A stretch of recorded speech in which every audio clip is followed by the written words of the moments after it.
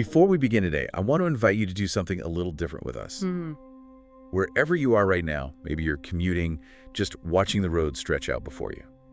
Or maybe you're folding laundry, feeling the fabric in your hands. Or just sitting in a quiet room, waiting. Exactly. Yeah. I want you to just stop, just for a second, and take a slow breath with me. In and out. Just a gentle inhale, filling your chest, Yeah. and then a long, slow exhale.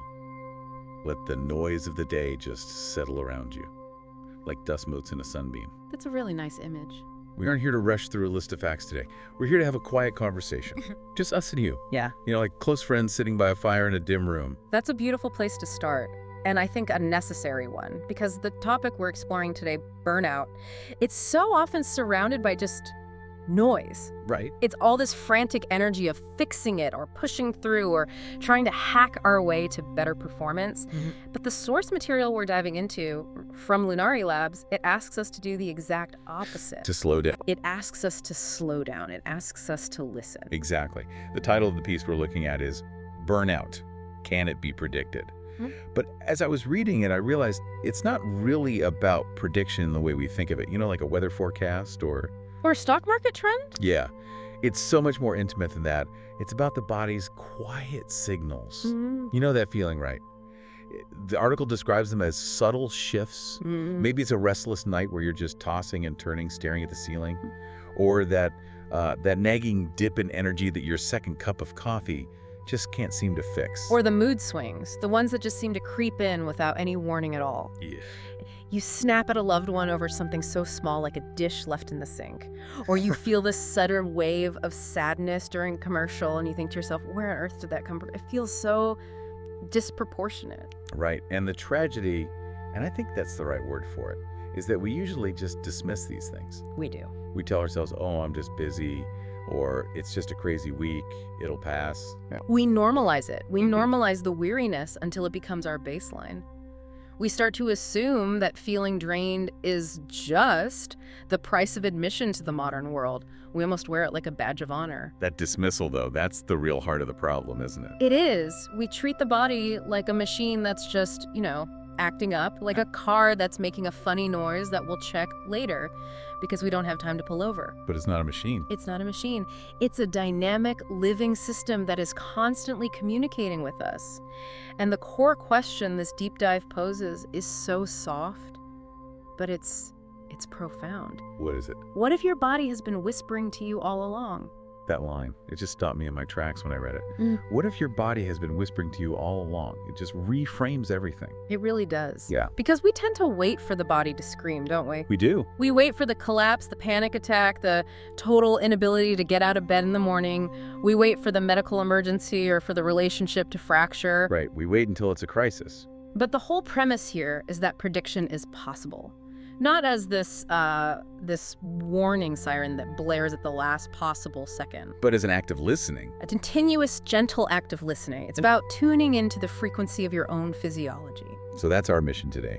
We want to explore that science, the science of biomarkers and neuroscience and deep self-reflection to see if we really can see burnout coming before it arrives. And we're going to look at it through this framework that Lunari Labs calls the N of 1 method, which is a fascinating idea we'll get into later. But first, I think we need to understand what we're actually looking for, because I think a lot of people hear the word burnout and they just think, okay, yeah, I'm tired, I need a vacation.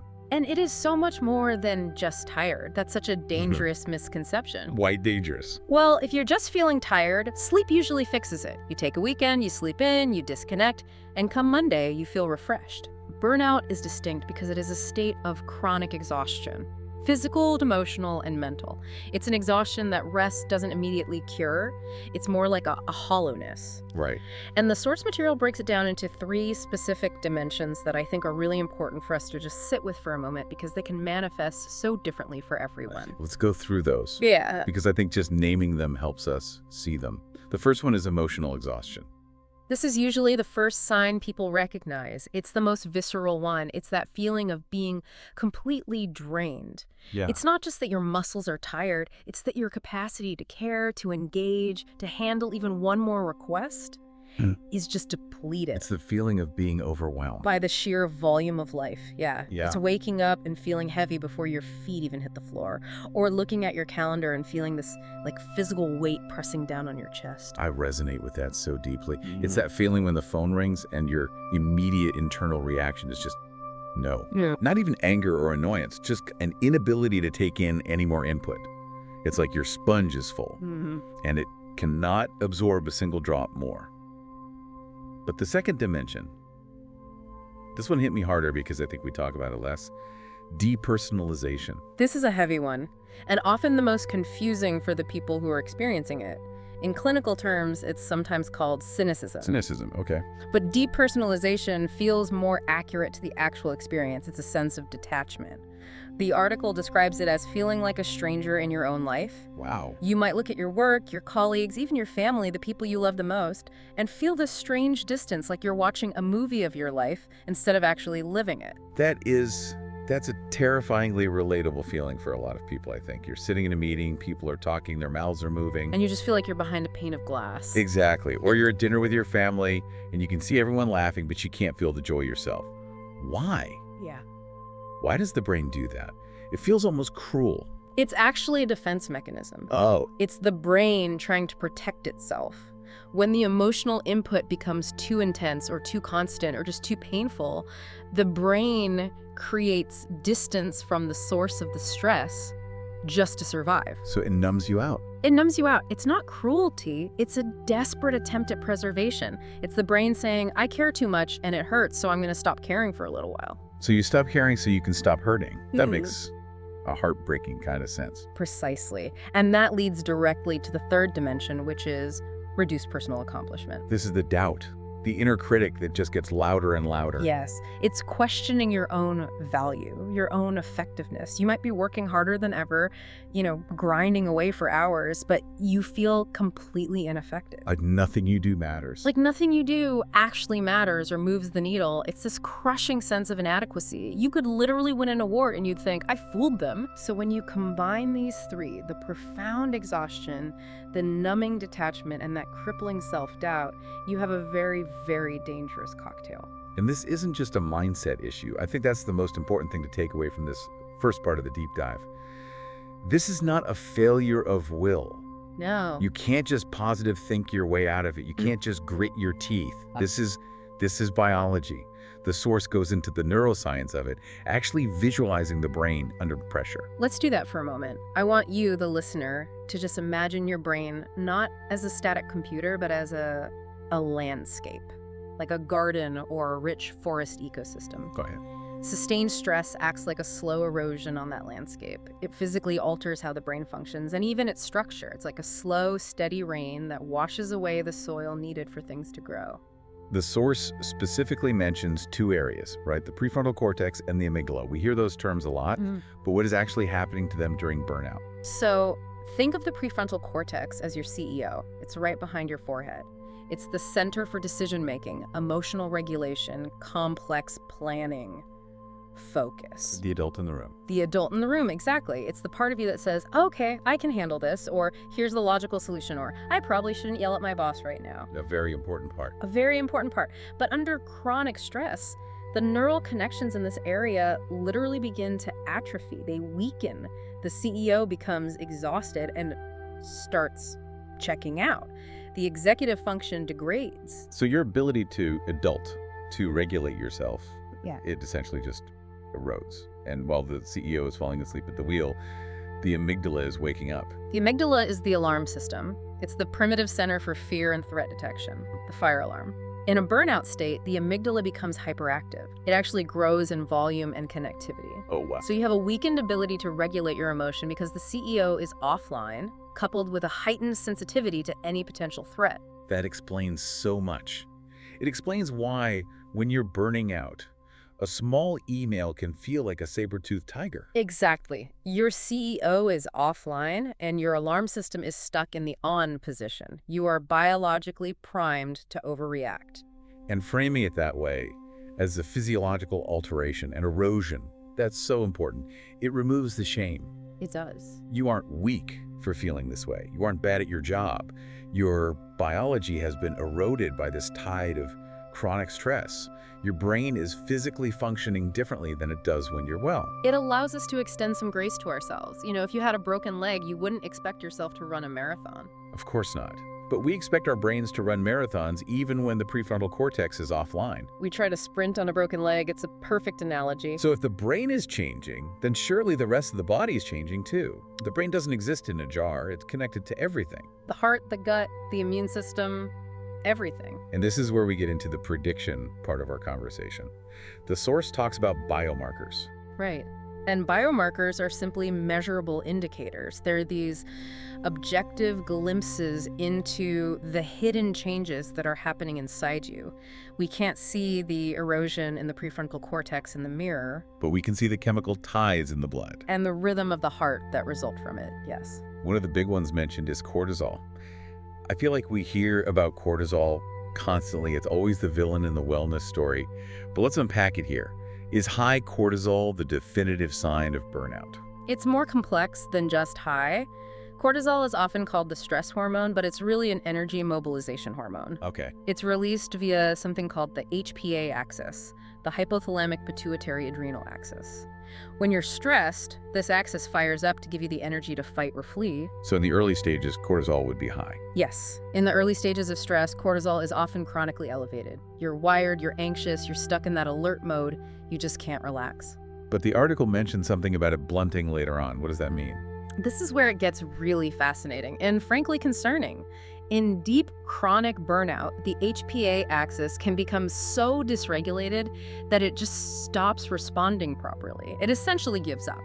You get what's called hypocortisolism, or a blunted response. And this explains that profound, bone-deep fatigue where you have zero get up and go. The body has exhausted its ability to mobilize energy. The tank isn't just empty, the pump is broken. That's a terrifying thought. So if you're testing, high cortisol might mean you're on the path, but low cortisol might mean you've already crashed. In a simplified way, yes.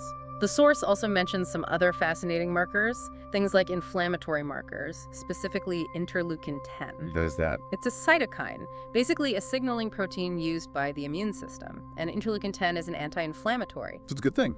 Well, it rises in response to fatigue and tissue damage. So if your body is pumping out high levels of it, it's a sign that the system is trying to soothe itself. It's trying to put out fires.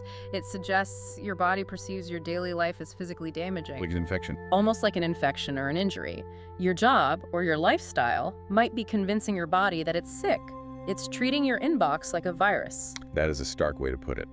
Then there are metabolic indicators, like blood glucose. Right. Stress tells the liver to dump glucose into the bloodstream so you have fuel to run from the tiger. But the tiger is just your boss. And you never run. So that sugar just sits there. Over time, you start to see elevated blood glucose and HbA1c levels, even if your diet hasn't changed at all. It's the body keeping fuel in the bloodstream for a fight that never actually ends. There's also a note about athletes. I found this interesting because we often think of burnout as an office worker problem. But the biology is remarkably similar. In overtrained athletes, they've seen significant reductions in hormones like testosterone and DHEAS. These are anabolic hormones. They build you up, they repair muscle, they generate vitality. And the body stops making them. It prioritizes. When the body is in survival mode, it stops caring about building and thriving and shifts entirely to surviving. It effectively shuts down the construction site to save energy for the security guards. It's a very clear signal that the system is under siege. But the source makes a really practical point here. Getting a blood test every day isn't realistic for most of us. Not at all. You can't just wake up and check your interleukin-10 levels. It's expensive, it's invasive, and it's a lagging indicator. By the time your blood work is a mess, you probably already know you're in trouble. No, you can't. And that is exactly why the article pivots. It pivots to what I believe is the most beautiful and accessible invitation for self-discovery that we have. And that is the rhythm of the heart, specifically heart rate variability, or HRV. I really want to spend some time here because HRV seems to be the star of the show in this Lunari Labs paper. But it's a counterintuitive idea. It is. When I think of a healthy heart, I think of a steady beat, like a metronome, tick, tick, tick, tick, tick. And you would think that. We associate regularity with health. But physiologically, a metronomic heart is actually a sign of a system that is rigid, stressed, and struggling. Right. A healthy heart, a resilient heart, has variation. The time gap between beat 1 and beat 2 might be 0.85 seconds, and the gap between beat 2 and beat 3 might be 0.95 seconds. It's subtle, we're talking milliseconds, but it's vital. So high variability, lots of little changes in rhythm is actually a good thing. Yes. High HRV is a sign of balance. It means your nervous system is, well, it's dancing, it's responsive. It implies that your heart is constantly adjusting to your breath, your thoughts, your posture, the temperature of the room. So you can switch gears quickly. Instantly. Between action and rest, it suggests strong parasympathetic activity. That's the rest and digest side of your nervous system. Think of it like a dancer who can shift their weight in a fraction of a second. And low HRV then? Low HRV correlates very strongly with chronic stress and burnout. It signifies that the sympathetic nervous system, the fight-or-flight system, is dominating. It's locking the heart into this rigid rhythm because it thinks it needs to be ready to run at any second. Like driving a car with your foot just stumped on the gas pedal. Exactly. The engine is just racing, and it can't adjust to the curves in the road. It becomes stiff.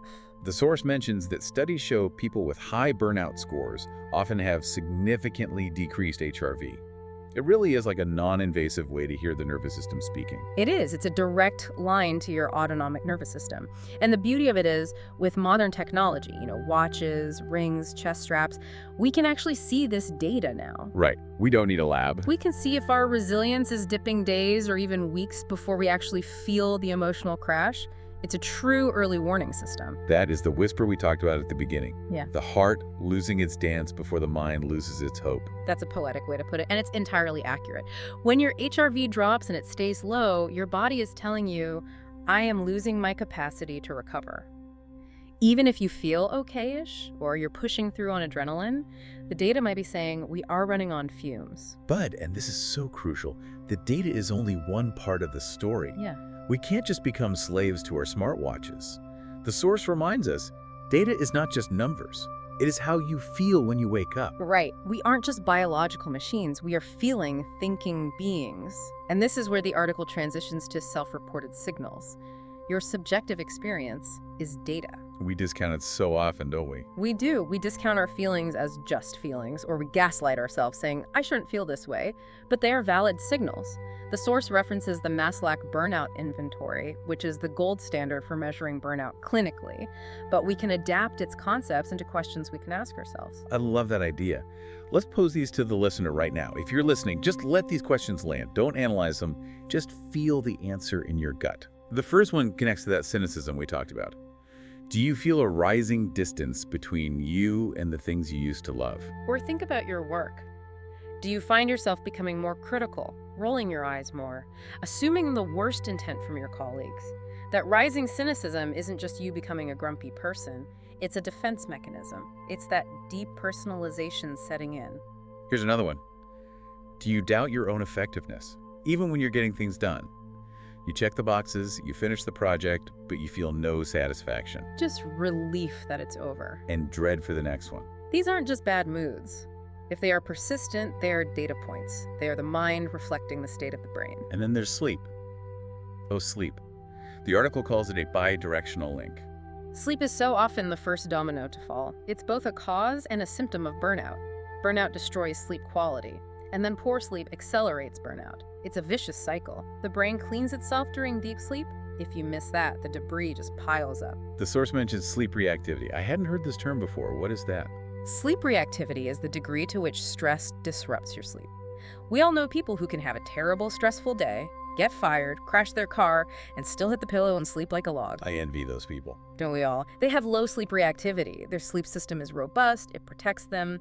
But if you're someone who lies awake, staring at the ceiling, mind racing, every time stress hits, That's me. that's high sleep reactivity. And it's a major risk factor for burnout. It means your stress response is invading your recovery time. The boundary between alert and rest has completely dissolved. The source asks us to consider, is your rest fragmented? Do you wake up tired?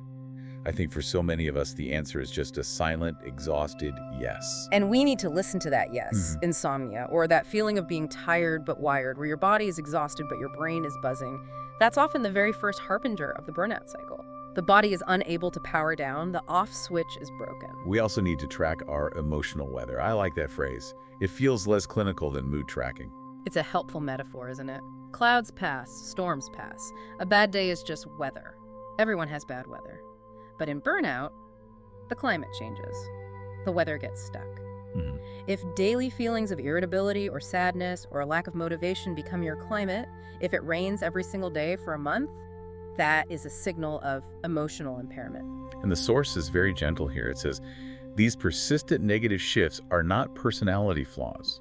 You are not becoming a bad person. You are not broken. You're experiencing a physiological state of depletion, and that distinction is everything. It allows us to observe ourselves with compassion rather than judgment. It shifts the question. It's not what is wrong with me, it's what is happening inside me, which leads us perfectly into the methodology the source proposes. Because once we have all this information, the HRV, the sleep patterns, the mood, what do we do with it? How do we use it without becoming neurotic? We become health detectives. We apply the N of 1 method. Yes, the Lunari N of 1 method. I love this concept. So in scientific studies, N is the number of participants, right?